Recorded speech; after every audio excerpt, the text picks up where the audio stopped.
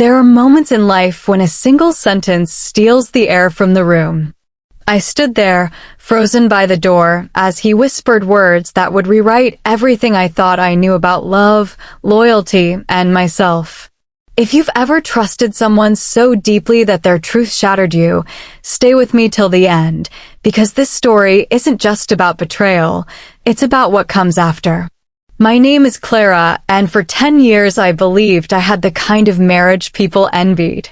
We weren't perfect, no one is, but we laughed often, shared morning coffee, and spoke the language of small comforts.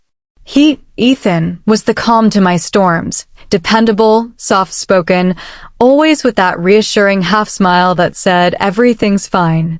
But I'd come to learn that fine is sometimes a costume people wear when they're hiding something unbearable. It began with subtle shifts. His late nights at work turned into whole weekends away for projects. The texts slowed. The laughter dimmed. And yet, whenever I asked, he'd cut my cheek and promise, "You know me, Clara. I'd never hurt you." I wanted to believe that. God, I wanted to. Weeks blurred into months. I'd catch him staring at nothing, his phone lighting up with names I didn't recognize. But instead of confrontation, I drowned myself in excuses, telling friends he was just tired, stressed, distracted. One evening, while cleaning his study, I found an envelope tucked behind a stack of journals. It wasn't the handwriting that broke me. It was the date.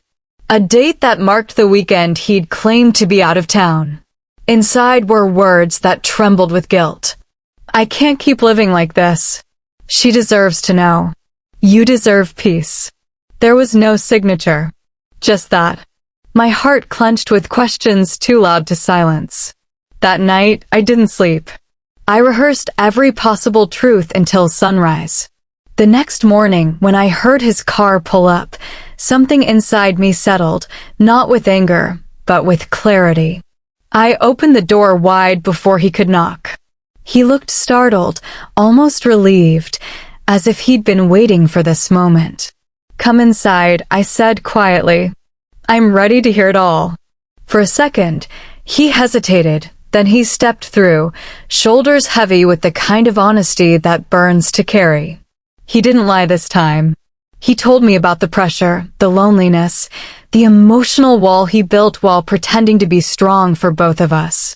And then he confessed the part that turned my world inside out, not an affair of bodies, but of hearts.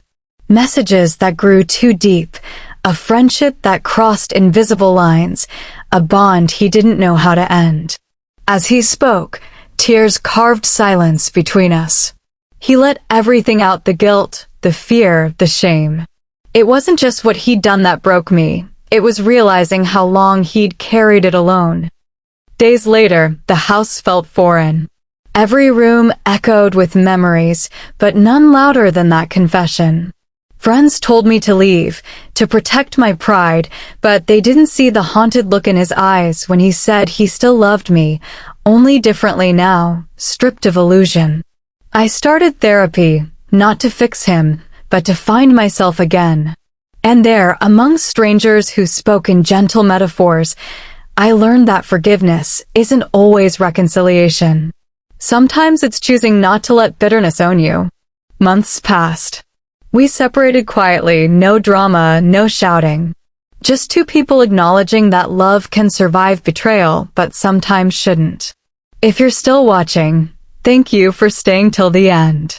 This story isn't about weakness, it's about awakening. I opened the door expecting destruction, but what I found was truth. And truth, no matter how painful, is a kind of freedom. Speech balloon, tell me in the comments, would you have forgiven him or walked away? And if this story touched you, don't forget to subscribe and share it with someone who needs a reminder that healing starts the moment you stop hiding. Movie Camera, new emotional stories every week, and remember, every secret eventually finds its way to the light.